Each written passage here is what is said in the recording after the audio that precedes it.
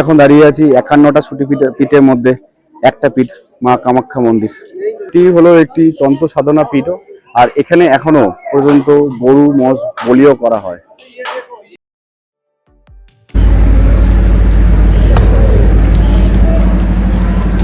Friends, good morning, সুপ্রভাত। আমি এখন রয়েছি আসাম শহর গুয়াহাটিতে, আর আজকে আমি সকাল সকাল চললাম মা কামাখ্যা দর্শনে।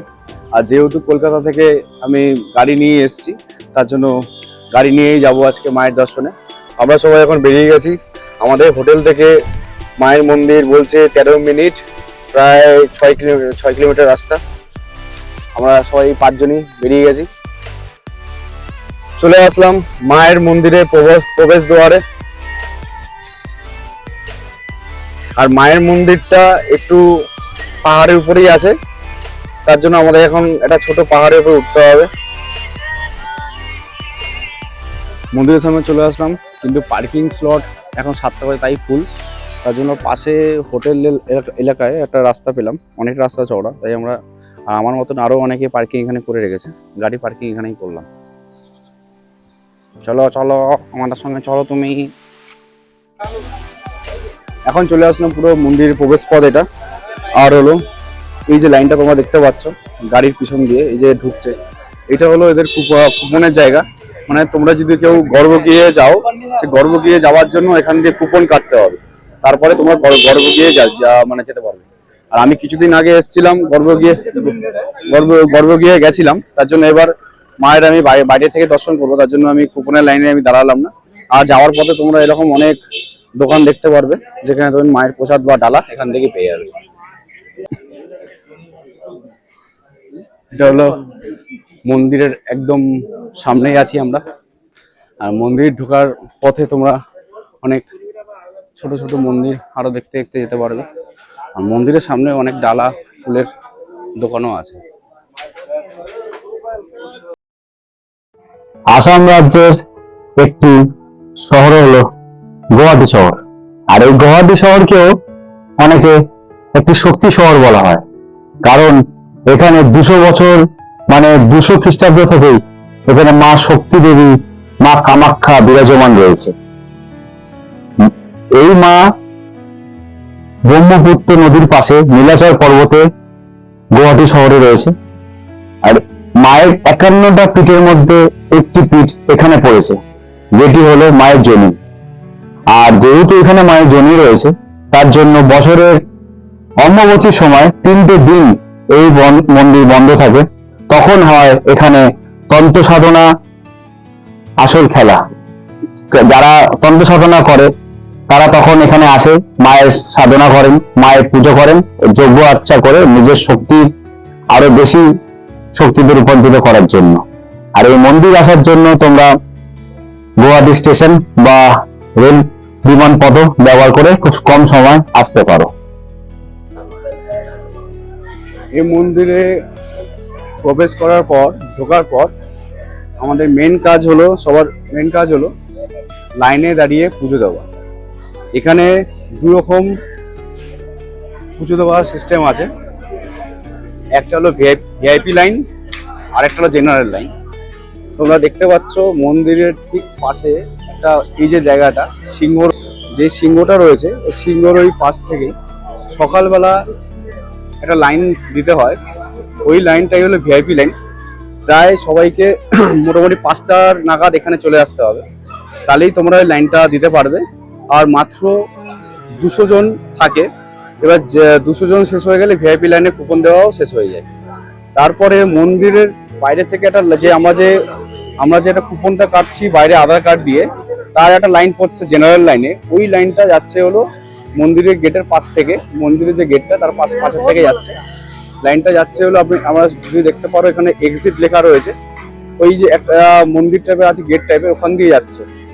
ওখান থেকে এসে এই যে ভিতর যে ছাউনি দেওয়া যে লাইন, মানে একটা সিঁড়ি টাইপের রয়েছে, এরকম ভাবে লাইনটা ঘুরছে, ঘুরে পুরো একদম আসছে এতটা। তোমরা দেখতে পাচ্ছ ওই যে জায়গাটা আছে, হালকা হালকা দেখা যাচ্ছে রেলিং দেওয়া, ওই জায়গা থেকে এসে মায়ের এই মন্দির গর্ভ গিয়ে এই লাইনটা ঢুকছে। এটা হলো মায়ের গর্ভগৃহ, ওটা হলো মায়ের মূর্তি আছে। প্রথমে মন্দিরে এসে লাইনে দাঁড়ানোর আগে আমি মনে করি এটা হলো একটা পবিত্র কুণ্ড, পবিত্র পুকুর। সবাই আগে এসে এখানে মানে নিজেকে শুদ্ধ শুদ্ধ করে নেয়। তারপরে যার যেমন পুরোহিত বলা থাকে, পুজোর লাইন শেষ হলে পুরোহিত তখন সামনে চলে আসে, উনি আমাদের গর্ভগৃহে নিয়ে যায়, নিয়ে গিয়ে উনি ভিতরে নিয়ে গিয়ে পুজো দেওয়ায়। যেহেতু মায়ের এখানে যোনি পড়েছিল সেটা আমরা সবাই জানি, তার জন্য অম্বুবাচীর সময়, মানে আমরা এখন রয়েছি হলো 2026 ফেব্রুয়ারি মাসে এসেছি, অম্বুবাচী হয় জুন মাসে। জুন মাসে যখন অম্বুবাচীর সময়, আমরা সবাই জানি অম্বুবাচী মানেটা কি। আর অম্বুবাচীর সময় এই মন্দির 3 দিন বন্ধ থাকে, কারণ সেই সময় মায়ের অম্বুবাচীর সময়, তখন এই 3 দিন বন্ধ থাকে। কিন্তু বন্ধ হওয়ার সময় পুরোহিতরা একটা লাল বড় কাপড় মন্দিরের ভিতরে রাখে। বা যখন অম্বুবাচী শেষ হয়ে যায় 3 দিন পর, তখন নাকি ওই সাদা কাপড়টা কোনোভাবে, মানে কারো স্পর্শ ছাড়াই অটোমেটিকলি একটা যেখানে রাখা থাকে সেখানে কোনো জায়গায় রং থাকে না। কিন্তু তারপরেও যখন দেখা যায় অম্বুবাচী শেষ হলে ওই কাপড়টা পুরো লাল হয়ে যায়। আর ওই পুরো 3 দিন কোনো পুরুষদের মন্দিরে ঢোকার নিষিদ্ধও আছে। তারপরে ওই কাপড়টি একটা নির্ধারিত মূল্য বিচার করে পুরোহিতরা সবাইকে কাপড়টি দান করে। ও এই মন্দিরটি আমরা সবাই জানি মা কামাখ্যা মন্দির একটা শক্তিপীঠ। এই পীঠে অনেক সন্ন্যাসীরা নিজের শক্তিকে আরো বেশি শক্তিতে রূপান্তরিত করার জন্য এখানে তারা আসে। ও এখানে তারা মোটামুটি বশীকরণ ও নানা রকম তন্ত্রবিদ্যা শেখার জন্য বা নিজের তন্ত্রবিদ্যাকে আরো মানে শক্তি করার জন্য তারা এখানে মানে ধ্যান করেন, ও বা বলতে পারো তোমরা এখানে তারা আসেন। এটা হলো মায়ের মন্দির, ঠিক তার সামনে রয়েছে এখানে এখনো বলির দেওয়া হয়। যারা অনেক রকম মনস্কামনা থাকে, তাদের মনস্কামনা পূর্ণ হলে সবাই এখানে বলি দেয়। এমনকি গরু, মোষ এখানে বলি এখনো হয়, ছাগলের বলি তো হয়। এটা দেখতে পাচ্ছ এখানটায় বলিটা দেওয়া হয়। ঠিক এই সোজাসুজি মায়ের দরবার। এটা হলো বলির কাঠ, এখানেই বলি দেওয়া হয়। দেখতে পাচ্ছ কিছুক্ষণ আগে একটা বলি দেওয়া হয়েছে, যেটা আমি ভিডিওটা ক্লিক করিনি, কিন্তু কিছুক্ষণ আগে এখানে বলিটা দেওয়া হলো। এবার মাকে, এটা মায়ের। এছাড়াও অনেকে আছে যারা বলি দেওয়া পছন্দ করে না, তারা কি করে, যখন তার মানসিক পূর্ণ হয়, অনেক সময় অনেকে ছাগল ও অনেকে জোড়া পায়রা উড়িয়ে তার মানসিক পূরণ করে। আজকে মায়ের দর্শন আমাদের খুব ভালো হলো। আমরা এখন চললাম আমাদের গাড়ি যেখানে পার্কিং করা আছে সেখানে, সেই পথের দিকে। আর এই যাওয়ার পথেই এখানে লেখা আছে অন্ন সেবা কেন্দ্র। এখানে 12টার থেকে একটা কুপনের মাধ্যমে ভোগ দেওয়া হয়। যেখান থেকে আমরা এসেছিলাম সেই পথে আবার চললাম। আমাদের মায়ের দর্শন হয়ে গেছে, এখন আমরা গাড়ির দিকে চলে এসেছি। আর কামাখ্যা মায়ের মন্দির ওই দিকটা, আর তোমরা দেখতে পাচ্ছ ঠিক পাশ থেকেই অনেক কটা গেস্ট হাউস, এটা নতুন হচ্ছে, অনেক কটা গেস্ট হাউস, হোটেল সব আছে। যারা তোমরা গুয়াহাটি নেমে পল্টন বাজার যাবে না, তারা তোমরা এখানে আসতে পারো, যে মায়ের মন্দির দর্শন করেই, বা শুধু যে মন্দির দর্শনের জন্য যারা আসো তারা কামাখ্যায় এসে এখানে থাকতে পারো। এই থাকার হোটেলগুলো খুব ভালো, আর এখানে নিরামিষ খাবারও পাওয়া যাচ্ছে, দেখলাম কোনো হোটেলে আমিষ খাবারও পাওয়া যায়। আমরা এখন যাচ্ছি হলো উমানন্দ বাবার টেম্পেলের দিকে, কেন এরম মান্যতা আছে বা এরম প্রচলিত আছে, মায়ের পুজো দিলে ওই দিনকেই উমানন্দ বাবাকে দর্শন বা পুজো দিতে হয়, নালে মায়ের পুজো পুরোপুরি অপূর্ণতা থেকে যায়, মানে পূর্ণতা পায় না। তার জন্য আর এটাও আছে যে তাকে দর্শন করে নাকি মায়ের কাছে দর্শন করতে হয়। কিন্তু যেহেতু আমরা সকাল সকাল কামাখ্যা চলে এসে মায়ের দর্শন করেছি, তার জন্য মায়ের দর্শনের পর আমরা বাবার কাছে যাচ্ছি দর্শনের জন্য। চলো। কামাখ্যা থেকে বেরিয়ে চলে আসলাম জলপুরি এই জায়গাটা।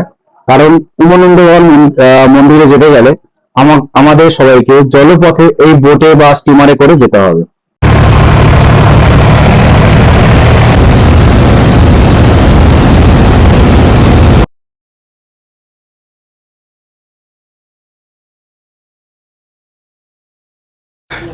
চলে আসলাম উমানন্দ দেবের মন্দিরে, দেখতেই পাচ্ছ সিঁড়ি রয়েছে।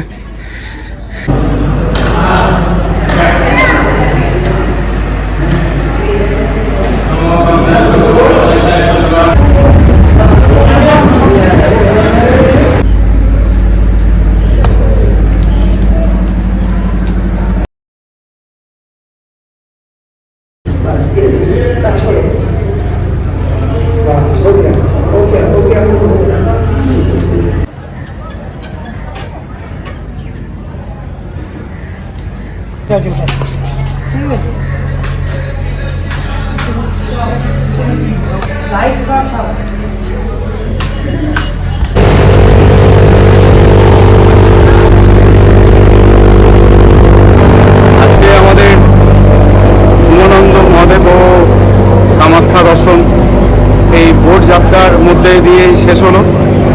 আমরা প্রায় সকাল 6টার সময় বেরিয়েছিলাম, আর এখন বাজলো 11:30। টোটাল সব কিছু আমরা কমপ্লিট করলাম, তোমরা যেরকম ব্লগের বা ভিডিওতে দেখলে তেমনই। শেষ করে আমরা আমাদের হোটেলের দিকে, মানে গুয়াহাটি পল্টন বাজার আমাদের হোটেল নিয়েছি আমরা, ওখানে আমরা চললাম। টাটা, নেক্সট ব্লগে আবার তোমাদের সঙ্গে দেখা হবে।